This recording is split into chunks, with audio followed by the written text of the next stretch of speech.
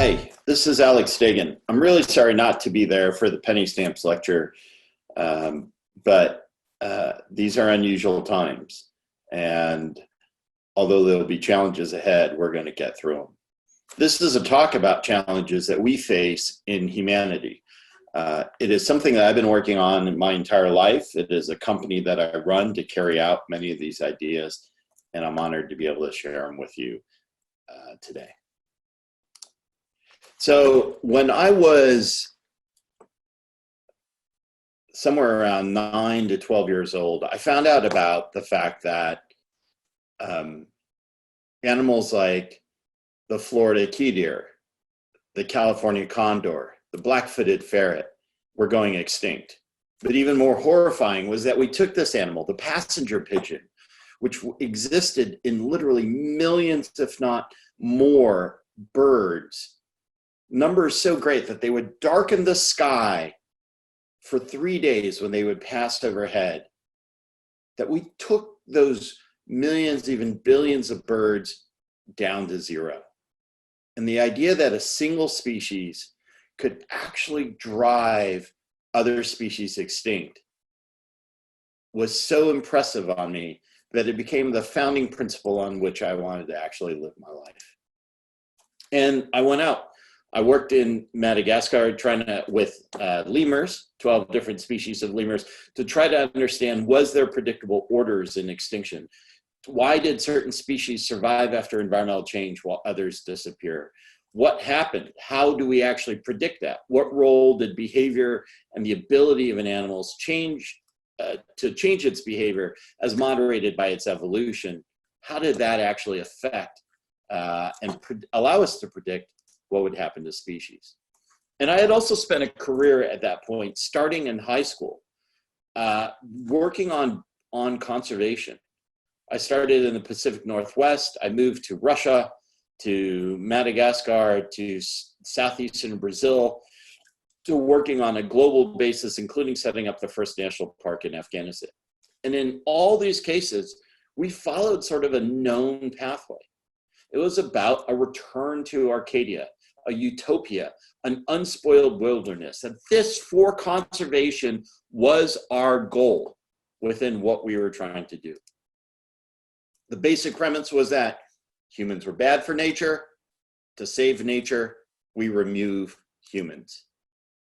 And this is what I did. I had helped set up national parks in Russia, in Madagascar, in Brazil, even wrote about setting up the first national park in Afghanistan, and now a series of national parks in the book, The Snow Leopard Project. And this has been the trend overall. We have been unbelievably successful in setting up national protected areas. So the question is, how are we doing? If we look at every major species of vertebrates, they're in a state of decline. Despite the field of conservation for existing for 35 years, that it is 50 years from their first Earth Day, as conservationists, we have not been successful. We are in the middle of a bird apocalypse, an insect apocalypse. Every major group of species that we have studied are in a state of decline. And in fact, the extinction rates are somewhere between 1,000 to 10,000 times that of what is called background extinction. We haven't seen an extinction like this, or the rates at which we are looking at, since perhaps the Cretaceous Paleogene extinction event that wiped out the dinosaurs, or what happened during the Devonian and the Permian during the Great Dying. And in fact, one of the challenges that we have is much of our data is biased. Generally, about 5% of species have been assessed in terms of their extinction rate. And those species tend to have characteristics that make them easier to study. They have larger body mass. They exist across a wider range of habitats. They tend to be charismatic species. They tend to have the very factors that actually make them more resistant to extinction. And that is what our rates are based on. And when we look at places like Madagascar, we see that we have lost a lot. Madagascar gave us a cure for childhood leukemia through the Malagasy periwinkle. It is a place where 90 to 95% of Madagascar's forests are gone. Yet within this place, we know that we have discovered since 2003, we have doubled the amount of lemurs that are in that country.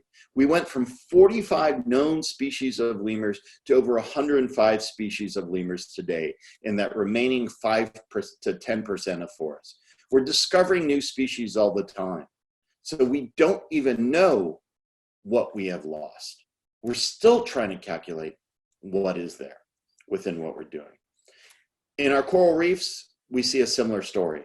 Nearly 60% of the world's remaining reefs are at significant risk of being lost in the next 3 decades. We are looking at events that involve the loss of the entirety of the Great Barrier Reef. We have major impacts on all reefs around the world. And while there are a few individual bright spots, the status for many of these reefs, because of ocean acidification, because of warming of ocean waters, because of pollutants from agricultural runoff, these are all having and because of invasive species like lionfish in the Caribbean, these are all having a significant effect on what we're trying to do. And in fact, we are adding to the water systems, both freshwater and ocean water, huge numbers of pathogens, of pollutants, and of plastics. Microplastics are found in our table salt, in our beer, in our tea, and in 94% of US tap water. It is found in the boundary waters, some of the purest waters in the United States, in Minnesota. It is found everywhere. Wildlife trade is another driver of extinction. We see this is a store in China, and it is a single store in a mall of stores that are devoted to wildlife trade. There were probably somewhere between 50 to 100 of these stores in this particular mall. If you look at the bags behind my wife, who's in this picture, you can actually see larger shark fins of where there are 20 to 30 shark fins per bag. The smaller bags are also filled with shark fins from smaller sharks, and we're looking at hundreds of shark fins per bag in that case. And we know that emerging infectious diseases are emerging, not unlike the coronavirus, at unprecedented rates. 60% of those emerging infectious diseases are zoonotic. They're shared between wildlife and humans, and that through the devastation of the environment, through practices like the bushmeat trade, we're coming in closer contact with these diseases, and the risk of spread to humans, like what we're seeing with corona, is greater than ever before. We're seeing new invasive species that have been carried by globalization overall through trade, and that these invasive species are entering in habitats that have not had historical predators, where the species are maladapted and naive to the ones that are coming in. And one type of invasive species that we're seeing are emerging pathogens around the world. Obviously, corona is having a huge impact on the human population, but we have equivalent pathogens that are affecting amphibians around the world, that are threatening entire species and eliminating those species from the forest. The golden frog that you see here in this picture is now extinct in the wild. All last members of it have been pulled out of the wild by the Smithsonian. They've been susceptible to this fungal pathogen called this disease called chytridiomycosis, and it's had and the goal of the Smithsonian is to prevent the pathogen from getting in and affecting the last remaining elements of these species. And the challenge is that things are not getting any better. 9.7 billion people by 2050 means we have to produce about 70% more food. And that is in part because people desire more things like milk and protein as a result, beef. That 70% more food equates to having to clear 1 billion additional hectares of natural systems. To give you an idea of how big that is, the United States is 950 million hectares. So this means essentially that we're going to clear the rest of the Congo Basin and the Amazon Basin, two of the great storehouses of biodiversity that exist around the world. It also means that when you have agriculture, you are doubling or tripling the amount of water use, the amount of phosphorus and nitrogen and pesticides that enter into the ecosystems and enter into the watersheds that ultimately get to our water, to our rivers, and then create eutrophication along our coasts and in our oceans. And we have billions of people emerging in the middle class. So what happens when those bottom billions want air conditioning and refrigeration? What is the impact? For places like India, it will mean doubling the grid infrastructure just to handle that excess capacity, because you build your grid for your hottest day. But there's hope. There are trends that suggest, that are well known, that suggest that as countries develop, people move into the cities, they become more efficient with the use of resources, they become less damaging necessarily on the environment, they have less children over time. And in fact, in many developed countries, we see a reduction in population levels, and we saw ultimately the curve of population growth decreasing. This is only one of the outcomes. And part of the question is, as we move from what is called bottleneck to breakthrough, what can we do to reduce the environmental impact of that curve?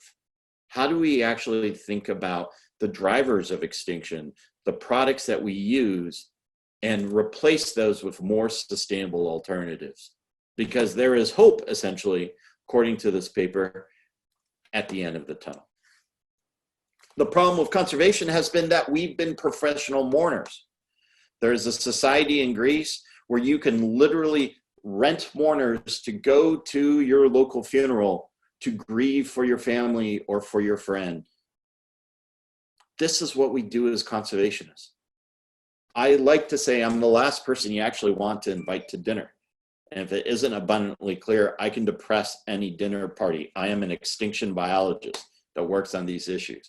My job has been to describe and lament the passing of species and write up their obituaries in scientific papers.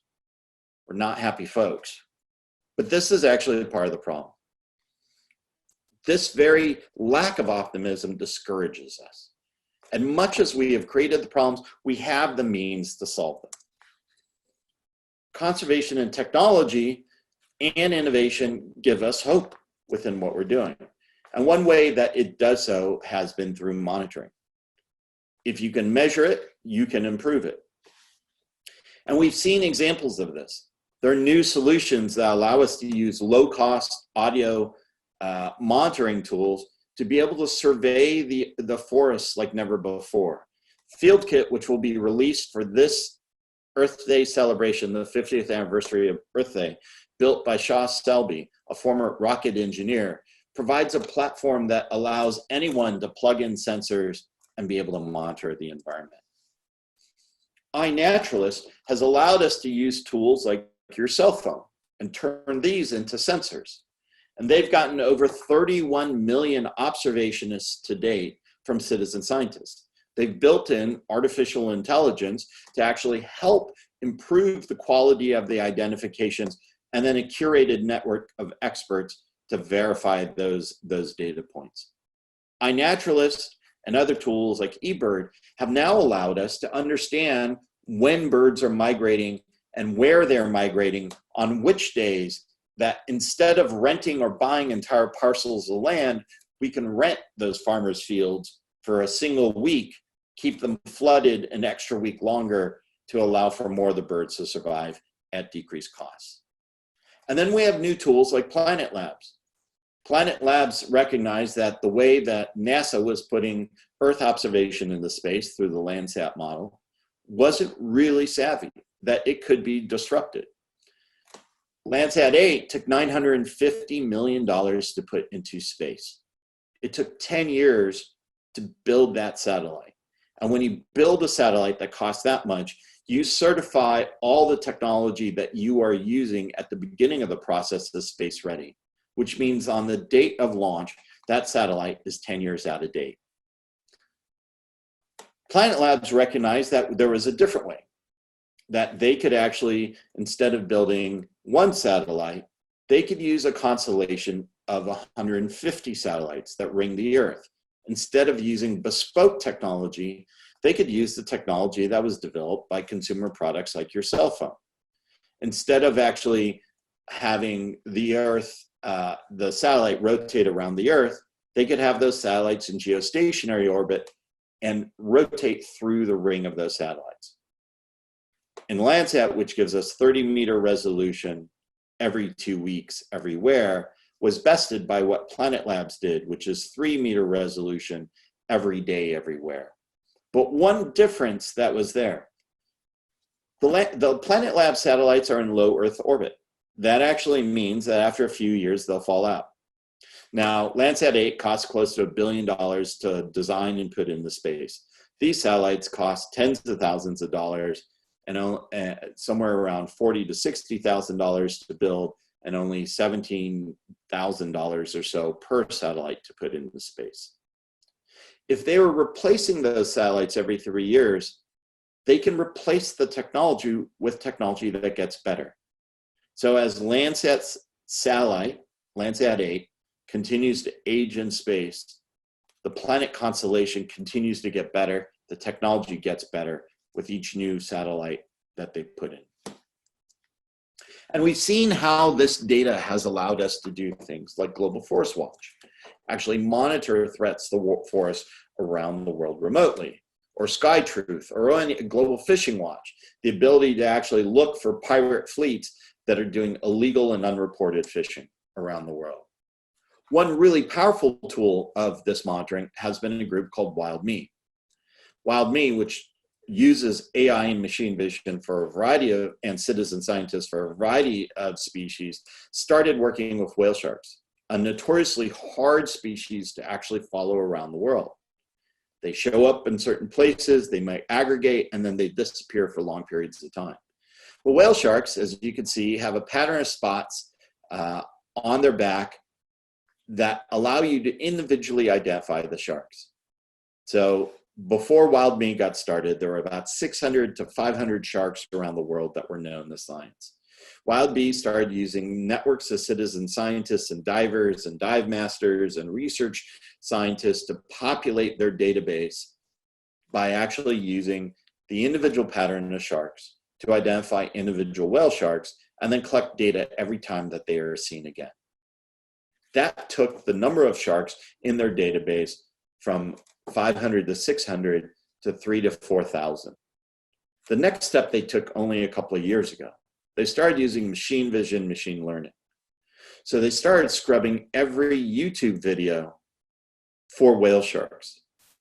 They would actually use natural language processing to scrape those YouTube videos of their data, and then would query the person who posted that video for additional information on where they saw this whale shark and what the background was. They would also take any embedded information, such as GPS locations, off of that video. That allowed them to move from only a few whale sharks, from 3,000 to 4,000 whale sharks, to over 10,000 whale sharks that are being monitored 365 days out of the year, 24 hours a day at planetary scale.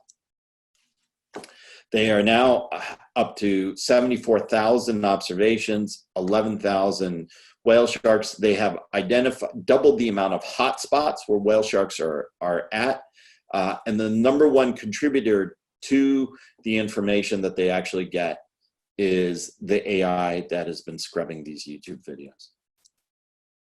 But the question is, monitoring enough? Is better data by itself enough? And I would argue that we have to go farther, that this is really the next generation of conservation. And we have to reinvent conservation itself. We need to focus on the underlying drivers of extinction rather than its symptoms. What this means is literally, when I build a national park, it is insufficient, because if I don't take the pressures off that national park, we will not be successful. And in fact, it means that our development challenges, such as food security or health, or even clean water and sanitation, are also conservation challenges. How we build our cities has a huge impact on our ability to protect wildlife. And in fact, one of the challenges we have with conservation is we have spent decades trying to identify which ecoregions or hotspots or landscapes deserve the highest priority, or what species we should prioritize, but we haven't actually taken the time to identify which problems and which solutions are the most important to protect the most species from extinction. There has been one effort that has done this for climate change, and it was called Drawdown. And it looked at different solutions for climate change and ranked them by the amount of CO2 that they would take out of the atmosphere. First on that list was cooling technology. We proposed that we could also do the same thing around extinction. What solutions out there would have the greatest impact on decreasing the number of species extinctions around the world? But conservation hasn't thought this way. We also need conservation to think about revolutionary solutions, not evolutionary solutions. Our solutions have tended to be linear, but our problems are exponential, scaling with human population growth and increased people moving into middle class. We need solutions that are scalable and financially sustainable. There's not enough money in conservation. There's generally about 10% the amount needed to solve these problems. So how do we actually find solutions that pay for themselves? And then conservation has tended to ignore human behavior. And in fact, it has even fought against human behavior rather than thinking about harnessing it. But there's a whole new field of behavioral science, behavioral economics, that shows us of biases in human behavior, of incentives, of ways for us to think about how do we harness humans to get through the solutions that we want. We saw the rise of what were called the nudge offices within the US White House and within the Prime Minister's office in the UK as examples of this type of thinking. And conservation, again, needs to be optimistic. And this is a huge problem for us. If you actually look at many of the books that are out on the market, you see titles like Learning to Die in the Anthropocene, The Water Will Come, Rising Seas, Sinking Cities, and the Remaking of the Civilized World, Field Notes from a Catastrophe, Scatter, Adapt, and Remember, How Humans Will Survive a Mass Extinction, and The Uninhabitable Earth, Life After Warming. And my favorite, We're Doomed, Now What? The problem with these books and the problem with this approach is that it actually discourages people from wanting to solve the problem. The very idea of the emaciated polar bear on the ice floe does more to discourage people from wanting to solve climate change than it does attract people to the problem. Merely telling people about the problem is insufficient to get them to actually want to do something about them. And even things like our red list can inadvertently drive up demand through illegal wildlife trade for those very species we're trying to protect. So to address this, one of the things I did was with my colleague Paul Bungie, who is the former chief scientist at XPRIZE, was set up something called Conservation X Labs. And the intent of this was to be an institute for creative technology, much like Bell Labs, to invent ways for invention of how to solve the sixth mass extinction. And we do this, and that's our mission, is to end the sixth mass extinction. And we do this by engineering replacements, by engineering resilience, by engineering restoration, by engineering enforcement, and even thinking of extinguishing those species, those invasives, those pathogens that are driving others extinct. We have labs. We are looking to we use prizes and challenges. We use tools that are used in the marketplace. We have engineering facilities, but as well as the digital programs. And really importantly, we're building a new tribe for conservation. And we work in a couple of unusual ways. Not only do we build and engineer solutions ourselves, but we also use something called social product development. We use open innovation, prizes, challenges, and mass collaboration as a way of solving these problems. And we have both a 501c3, which is our nonprofit, which does the R&D, as well as a B Corp, whose job is to help us commercialize, spin out companies to ensure that the solutions get to scale. So let's look at one example.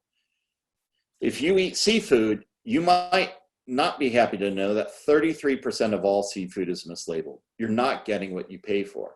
If you eat red snapper, it's an 87 to 92% chance you're not actually getting red snapper, which the FDA describes as 12 different species. Good luck. What are you getting frequently? If you think you're getting cod, you're probably getting escalar, which creates stomach distress, can even give you diarrhea, not what you want on your Tinder dates.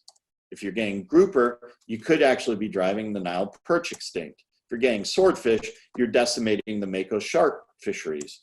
And if you think you're getting red snapper, you could be getting another fish that can be threatened, which is our rockfish. Seafood fraud makes destructive fishing profitable. It undercuts conservation. You are being ripped off as a consumer, and it hurts programs that are driving consumer-driven conservation efforts. But part of the problem is 90% of the seafood in the US is imported, but only 1% is inspected. And the challenge is we don't have multiple days, super expensive DNA labs, well-trained bioinformatics people and molecular scientists to be able to do the work for us.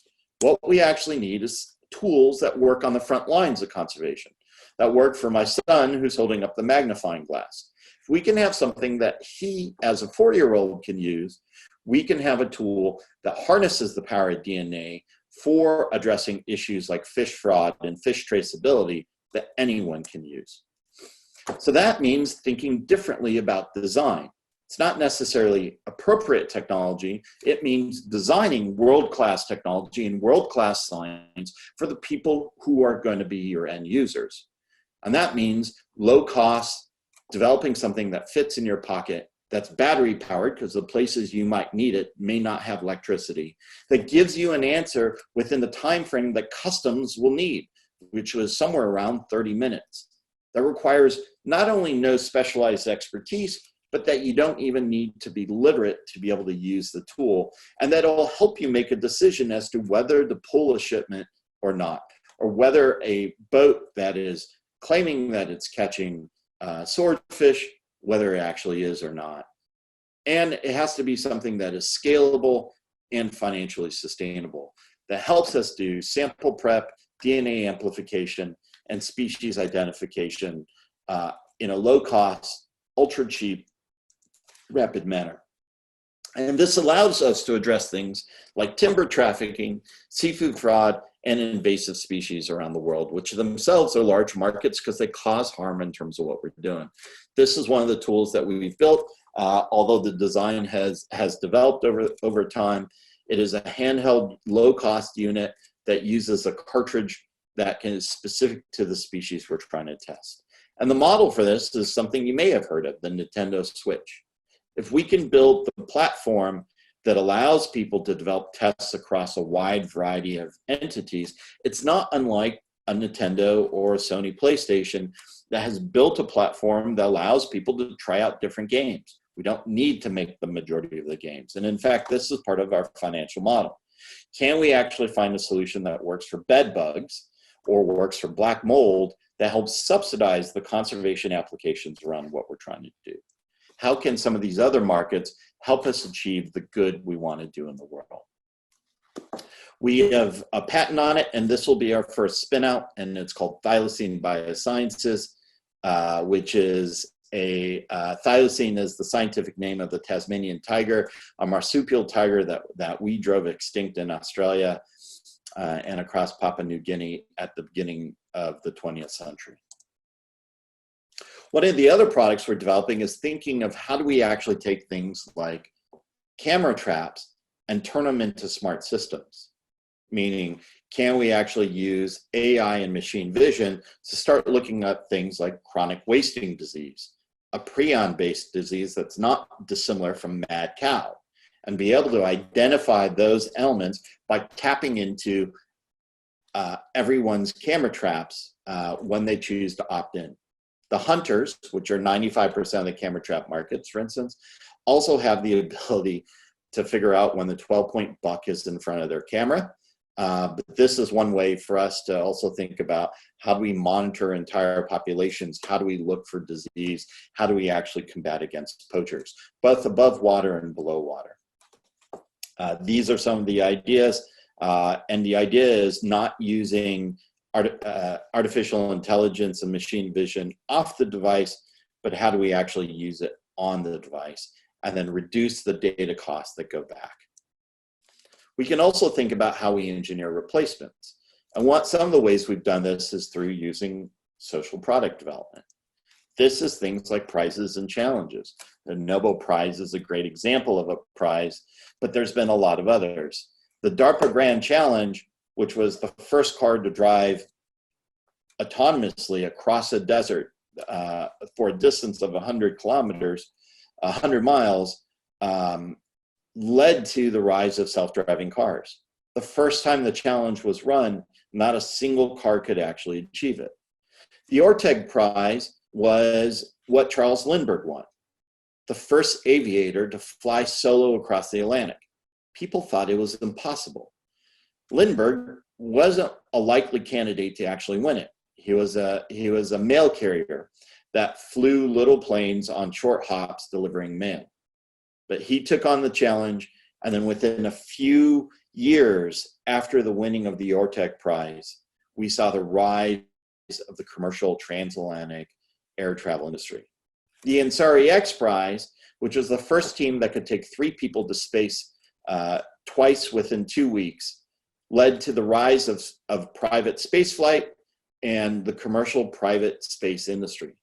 The Blue Kame Challenge is the challenge that we ran, led to fish-free feed and a few other products we'll mention. Department of Energy has used an advanced market commitment to actually improve the efficiency of commercial rooftop cooling systems. So we can create entire new industries through the use of a prize or a challenge, because the prize or a challenge is not just about the purse, but it is frequently about the recognition. Going to the Blue Economy Challenge, which we ran with a group called Second News and the World Wildlife Fund and the Australian government, some of the solutions we got were pretty extraordinary. One was dealing with this problem. This is a picture taken by my wife on the Mosquito Coast of Nicaragua.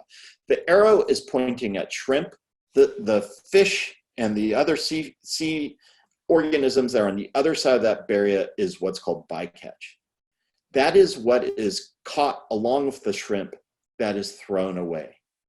As you can imagine, that can have a devastating impact on our ecosystems. One of the solutions we got was creating synthetic shrimp out of red algae that came through this challenge called the Blue Kame Challenge. This is now, not only does it look like shrimp, cook like shrimp, and taste like shrimp, and it's absolutely delicious, but it no longer has the bycatch, the slavery that's involved in the shrimp fishing industry, the pollution and mangrove deforestation of shore-based shrimp farms, and it is now also vegan and kosher. We're also running with the Indian government and the Rocky Mountain Institute the Global Cooling Prize, which is looking for a 5-fold increase in room air conditioning efficiency. Now that may not sound like a lot, but if we're actually able to do it, we can avoid 0.5 degree of global warming by 2100 and literally have the effect of taking 50% of the world's passenger vehicles off the road if the technology is adopted worldwide. Why would it go to scale? Because a 500% more efficient room air conditioning unit means that India doesn't have to double that grid. It means that they no longer have to double the electrical subsidies that they're providing to the tune to $8 to $9 billion a year. It means that for the consumer, it's cheaper per device, as well as for those countries, cheaper per their population. We are also working on something called the Artisanal Mining Challenge. And this is something that's probably a lot lesser known. We've heard about the fires in the Amazon, but what you may be less familiar with is how the capacitors that are in your cell phones and in your computers, the gold that is in your electronics and in your jewelry, the gemstones that you may have, even the materials, the cobalt that's used in electric cars, that a significant percentage of those are actually mined locally, mined by individuals rather than large companies. And the way that they mine it is unbelievably devastating. This is a picture of a place called Madre de Dios, which is a province in the heart of the Amazon in Peru. It is one of the most biodiverse areas per hectare. And in something like 3 years, 30,000 miners cleared 15,000 acres of forest and literally liquefied the land that was all 200-foot trees to then be able to try to get flecks of gold out of that sediment. How do they get that gold? They use mercury. So now the landscape is 1/3 ponds that are contaminated by mercury. And this is responsible for 37% of the world's mercury emissions are coming from this type of gold mining. And this is what it looks like when you look at the land. These are the tracks of a capybara to one of these ponds coming out of what was, coming out of the intact forest that you see.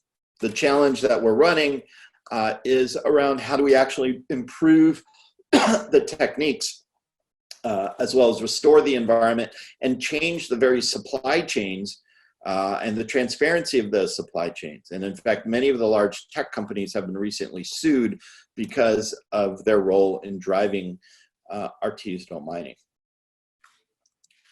Finally, we're about to launch the Microplastics Grand Challenge, which is halting the impact of microplastics on human and planetary health. But it isn't just about doing competition, it's also about how do we use collaboration. We've built something called the Digital Makerspace to actually bring together scientists as well as engineers and computer scientists to be able to create new innovations that we want to help them get to scale. We're now over 2,000 members, hundreds of projects. We have challenges that are active on the platform. And this is one of the examples of some of the solutions that are out there that came through this platform. As you may know, there are only 400 surviving right whales off the east coast of the United States. We have 1 million lobster trap lines in the water between Maine and Florida. And a significant source of mortality for the right whale is getting entangled in those lines. And one of the solutions that came through the Digital Makerspace was a unit that uses was lineless fishing, using a sonic key to actually be able to cause an inflation to bring the lobster traps to the surface. Those keys, literally sort of an underwater whale song, are unique to each of the traps and to each of the fishermen. So it's a way that we could actually, it is the only solution that is currently available for the right whale within these waters. There are other major sources of mortality are ship strikes. People are also using technology as a way of trying to reduce those as well. But in the end, what it is about is changing who's a conservationist. Conservation, I think, is going to follow the pathway that's been taken by global health.